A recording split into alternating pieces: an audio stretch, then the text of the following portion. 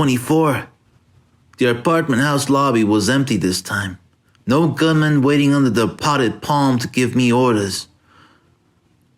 I took the automatic elevator up to my floor and walked along the hallway to the tune of a muted radio behind the door. I needed a drink and was in a hurry to get one. I didn't switch the lights on inside the door. I made straight for the kitchenette and brought up short in 3 or 4 feet. Something was wrong. Something on the air I sensed. The shades were down at the windows and the street light leaking in at the sides made a dim light in the room. I stood still and listened. The scent on the air was a perfume, a heavy, cloying perfume. There was no sound at all. Then my eyes adjusted themselves more to the darkness and I saw there was something across the floor in front of me that shouldn't have been there. I backed, reached the wall switch with my thumb and flicked the light on. The bed was down. Something in it giggled. A blonde head was pressed into my pillow. 2 bare arms curved up and the hands belonging to them were clasped. On top of the blonde head, Carmen Sternwood lay on her back in my bed giggling at me. The tawny wave of her hair was spread out on the pillow as if by a careful and artificial hand. Her slaty eyes peered at me and had the effect, as usual, of peering behind a barrel. She smiled, her small sharp teeth glinted. "Cute, ain't I?" she said. I said harshly, "Cute as a Filipino on Saturday night." I went over to a floor lamp and pulled the switch, went back to put off the ceiling light, and went across the room again to the chessboard on a card table under the lamp. There was a problem laid out on the board, a 6-mover. I couldn't solve it. Like a lot of my problems, I reached down and moved the knight, then pulled my hat and coat off and threw them somewhere. All this time the soft giggling went on from the bed, that sound that made me think of rats behind a wink-a-dink in an old house. "I bet you can't even guess how I got in." I dug a cigarette out and looked at her with bleak eyes. "I bet I can. You came through the keyhole, just like Peter Pan." "Who's he?"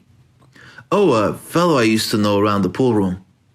She giggled. "You're cute." "Aren't you?" she said. I began to say about that thumb, but she was ahead of me. I didn't have to remind her. She took her right hand from behind her head and started sucking the thumb and eyeing me with very round and naughty eyes. "I'm all undressed," she said, after I had smoked and stared at her for a minute. "By God," I said. It was right at the back of my mind. I was groping for it.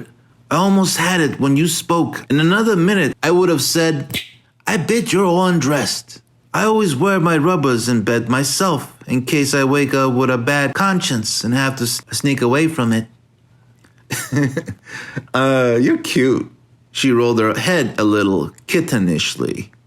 Then she took her left hand from under her head and took hold of the covers, paused dramatically and swept them aside. She was undressed all right.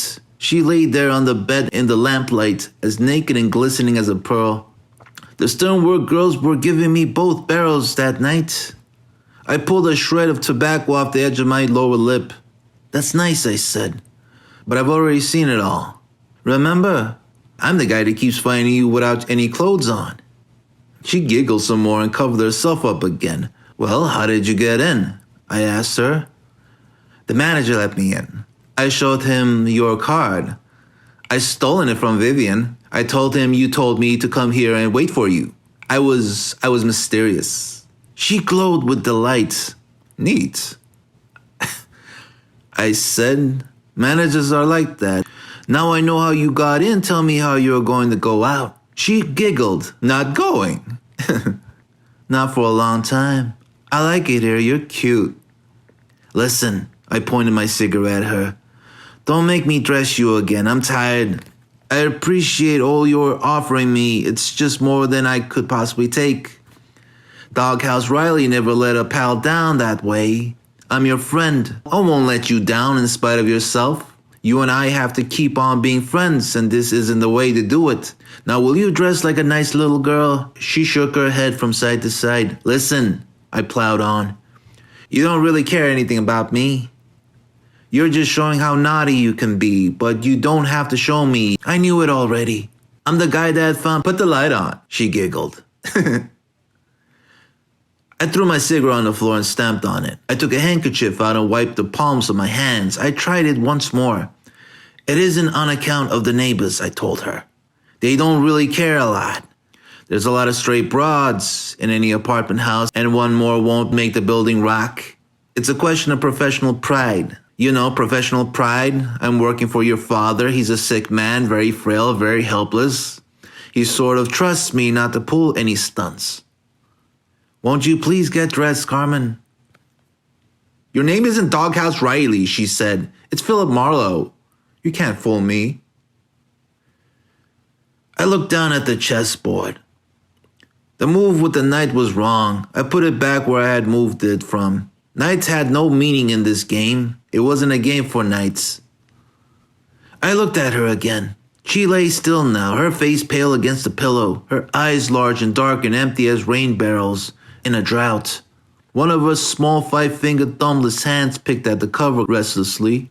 There was a vague glimmer of doubt starting to get born in her somewhere. She didn't know about it yet. It's so hard for women, even nice women, to realize their bodies are not irresistible. I said, "I'm going out in the kitchen and mix a drink. Want one?" "Uh-huh." Dark, silent, mystified eyes stared at me solemnly, the doubt growing larger in them, creeping in them noiselessly, like a cat in long grass stalking a young blackbird. "If you're dressed when I get back, you'll get the drink, okay?" Her teeth parted and faint hissing noise came out of her mouth. She didn't answer me. I went out to the kitchenette and got out some scotch and fizz water and mixed a couple of highballs. I didn't have anything really exciting to drink, like nitroglycerin or distilled tiger's breath. She hadn't moved when I got back with the glasses. The hissing had stopped. Her eyes were dead again. Her lips started to smile at me. Then she sat up suddenly and threw all the covers off her body and reached. "Gimme." "When you're dressed, not until you're dressed." I put the 2 glasses down on the card table and sat down myself and lit another cigarette. "Go ahead. I won't watch you." I looked away. Then I was aware of the hissing noise, very sudden and sharp. It startled me into looking at her again. She sat there naked, propped on her hands, her mouth open a little, her face a little scrape-boned. The hissing noise came tearing out of her mouth as if she had nothing to do with it. There was something behind her eyes, blank as they were, that I had never seen in a woman's eyes. Then her lips moved very slowly and carefully, as if they were artificial lips and had to be manipulated with springs. She called me a filthy name. I didn't mind that. I didn't mind what she called me, what anybody called me, but this was the room I had to live in. It was all I had in the way of a home. And it was everything that was mine, that had any association for me. Any past, anything that took the place of a family, not much. A few books, pictures, radio, chessmen, old letters, stuff like that, nothing. Such as they were, they had all my memories. I couldn't stand her in that room any longer. What she called me only reminded me of that. I said carefully, "I'll give you 3 minutes to get dressed and out of here. If you're not out by then, I'll throw you out by force. Just the way you are, naked, and I'll throw your clothes after you into the hall. Now get started." Her teeth chattered and the hissing noise was sharp and animal. She swung her feet to the floor and reached for her clothes on a chair beside the bed. She dressed. I watched her. She dressed with stiff, awkward fingers for a woman, but quickly at that. She was dressed in a little over 2 minutes. I timed it. She stood there beside the bed holding a green bag tied against a fur-trimmed coat. She wore a rakish green hat crooked on her head. She stood there for a moment and hissed at me, her face still like scraped bone, her eyes still empty and yet full of some jungle emotion. Then she walked quickly to the door and opened it and went out without speaking, without looking back. I heard the elevator lurch into motion and move in the shaft. I walked to the windows and pulled the shades up and opened the windows wide. The night air came drifting in with a kind of stale sweetness that still remembered automobile exhausts and the streets of the city. I reached for my drink and drank it slowly. The apartment house door closed itself down below me. Steps tinkled on the quiet sidewalk. A car started up not far away. It rushed off into the night with a rough clashing of gears. I went back to the bed and looked down at it. The imprint of her head was still in the pillow, of her small corrupt body still on the sheets. I put my empty glass down and tore the bed to pieces savagely.